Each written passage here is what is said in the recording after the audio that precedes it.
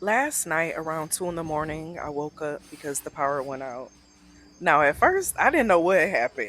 All I know is that the fan stopped, honey, and the room started to be filled with loud sounds from outside with the neighbors as well as nature. And everything felt completely different. So I looked at my phone, turned on the flashlight, and around trying to figure out if this was something that was happening just in my apartment or if the entire neighborhood had lost power.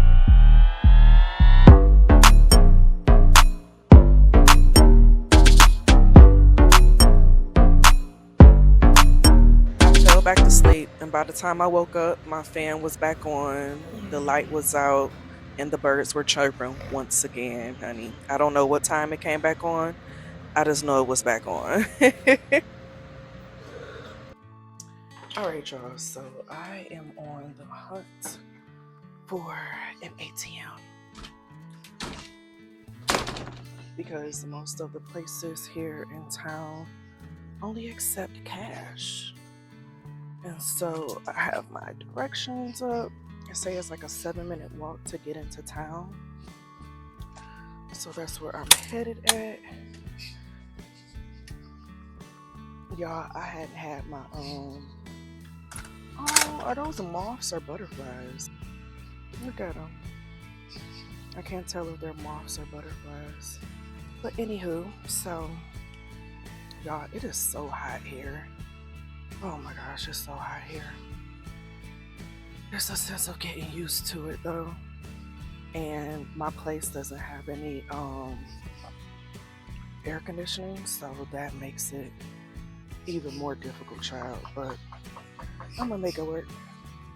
So this is a very small town in the middle of the mountains on the outskirts of Santa Marta, Colombia.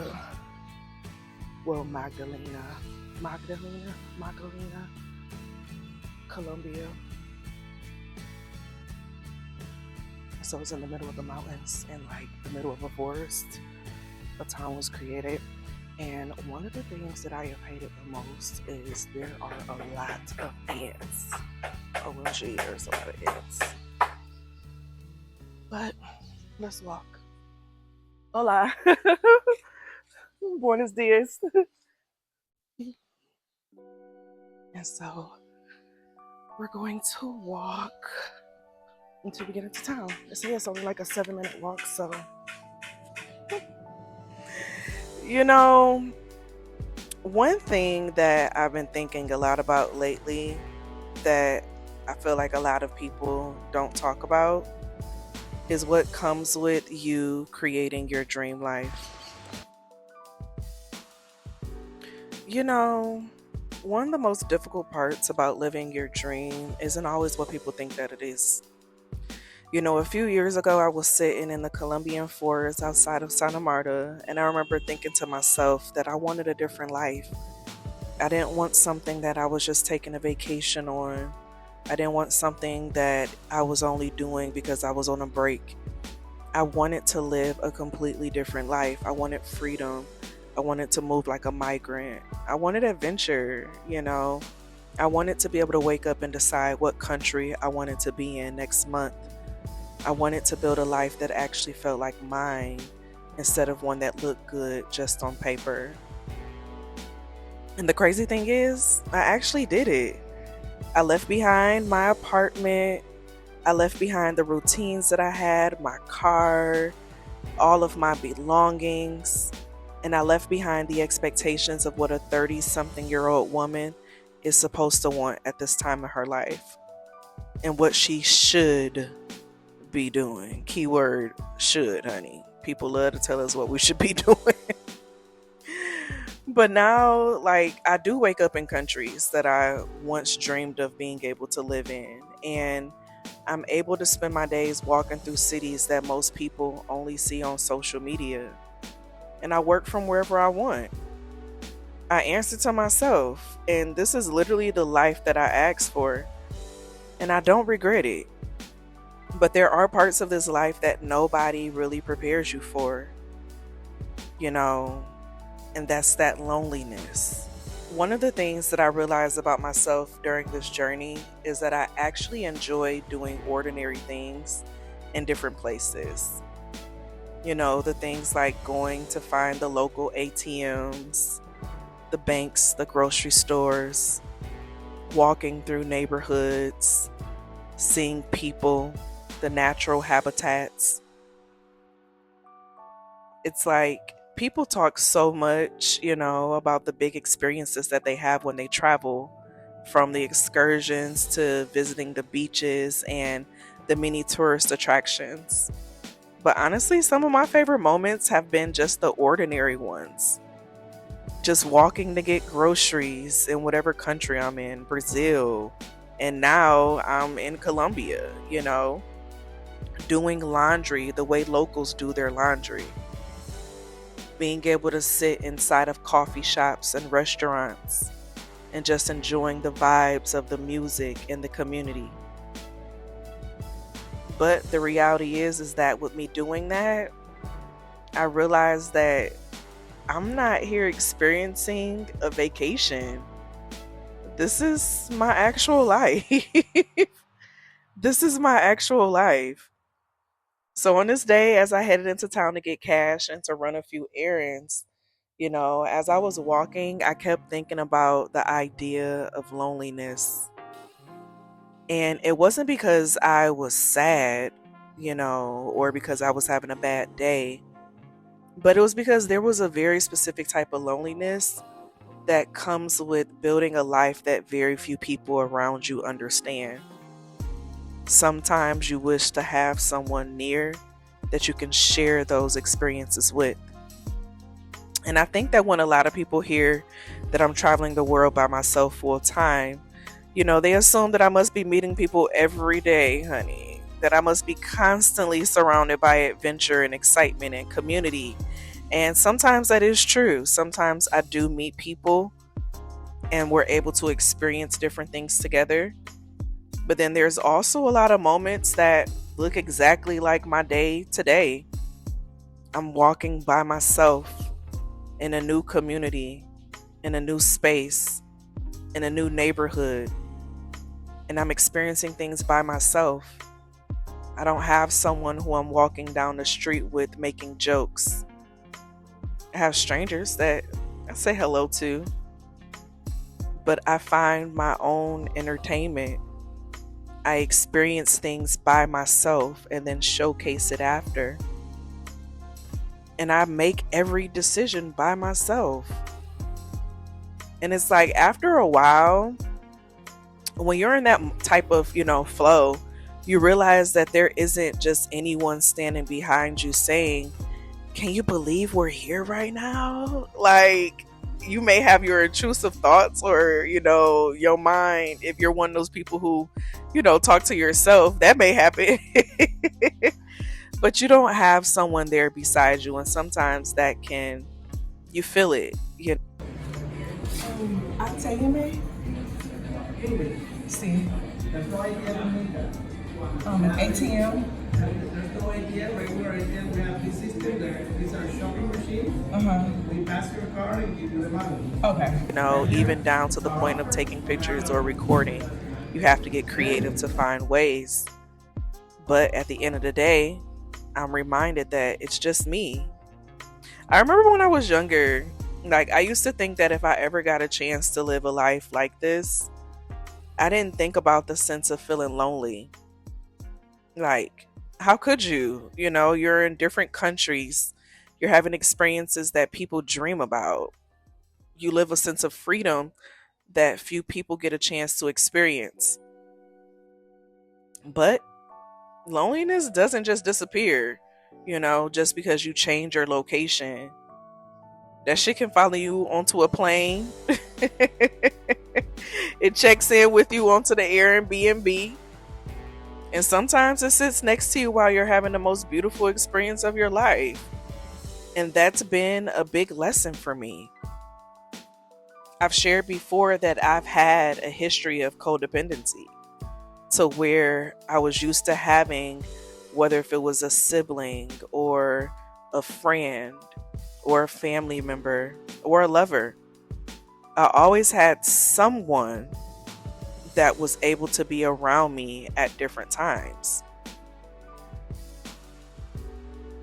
And like I said, the season of my life is learning how to get out of that codependency, because that is a level of codependency of needing to have people around you. And for me in that lesson, it's just learning that and being reminding that, you can absolutely create the life that you've always wanted and still have moments where you wish you had someone to share it with. And there's nothing wrong with that.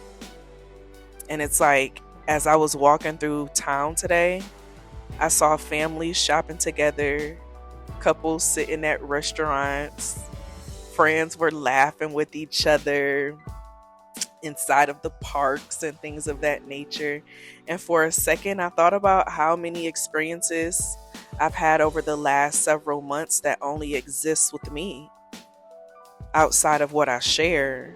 The sunsets that I watch by myself every night, the little bit of fear that I feel when moving to a new space. What is it going to be like? What are the beds going to feel like? What is the food going to be like? Are the people going to be nice? Am I going to enjoy myself? Are there going to be any critters or visitors that I have to worry about? It's always another level of excitement when it comes to figuring out a new apartment or a new city or even a new country. And I enjoy those small random conversations with strangers because then I'm reminded that I'm not as alone as I may think I am at times. That there's still people around that I can communicate with, that I can talk to. Even here in this small town called Minca outside of Santa Marta. But there are also moments where I want to call someone and just say, like, oh my gosh, you won't believe what happened. And I mean, honestly, I just called my mama when that happened. But, or my daddy. But they're not always available. And sometimes I could share something and they don't even always understand what I'm talking about. And that's not anyone's fault, you know? How can I expect them to fully understand everything of what I'm sharing when they're not here experiencing it also? They're not in my position to truly understand what I'm feeling, what I'm going through, what I'm seeing, the exhaustion that I may have, the exhilarating excitement that I may have, how I can feel free, aligned, but then also have those moments of insecurity as well. And it can become a little bit isolating at times.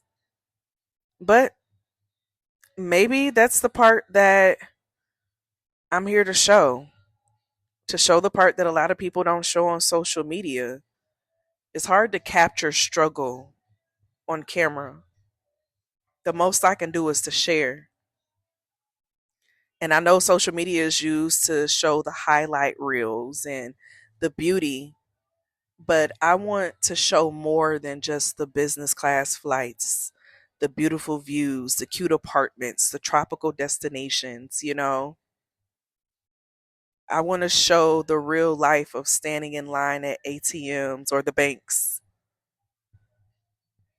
I want to show the process of thinking about how much your life has changed over such a short period of time. I want to show what it looks like walking through a grocery store in another country, you know, and wondering what new version of yourself are you coming into contact with now. I want to show my reflections on what it means to manifest this life and still understand what it all means. And as I sit here at this restaurant, I actually came across a sign for a shaman who perform mushroom ceremonies and ayahuasca ceremonies. And that's something that I've always wanted to try or do. Now, I've done mushrooms before, but I've always wanted to do an ayahuasca ceremony.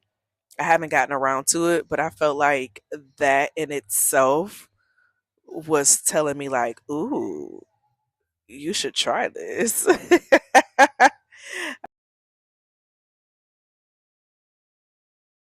As I was leaving out, I actually came across a coffee shop that also had magic mushrooms with chocolate, but they were closed. And I'm like, okay. And then I went next door and there was another one. And so he was sharing with me his mushrooms inside of chocolate as well as mushrooms inside of honey. And I actually decided to get one of both because I want to try it out, honey. Okay. But as I finished shopping and I started headed back home, like I kept thinking about whether this journey, like what the hell am I meant to get out of this in this moment, you know? And I wish I had someone to just sit and talk to about that shit.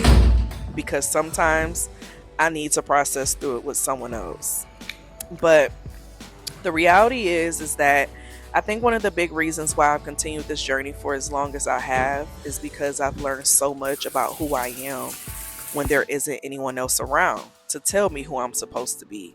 So, in this process of me learning to be more independent and less codependent, I need to go through this shit. I need to be out of my comfort zone and learning how to just sit and actually enjoy all the moments and what I value without wondering what someone else's response is going to be, you know? And I've learned that sometimes the price of becoming the person you are meant to be is having to walk certain parts of your journey alone.